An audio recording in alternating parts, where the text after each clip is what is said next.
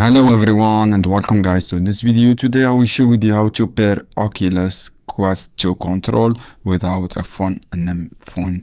So guys, to do this, the first step, power up. Make sure power up your control and power up your Oculus Quest 2 and hit set on the powered and ready for use. It is the first time using the device. Initial setup process until you reach home screen. Until you reach home screen, guys, you find this option and access the setting, guys.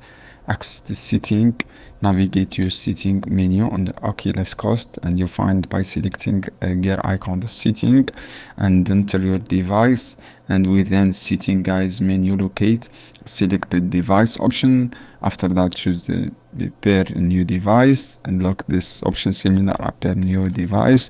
And after that, guys, what you have to do, put the control pairing mode and on each controller on the Oculus Quest.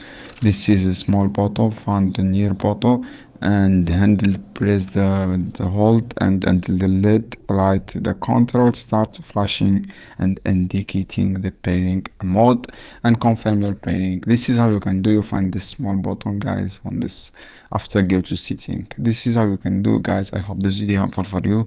See you on another video soon. Don't skip, like and share this video for more content.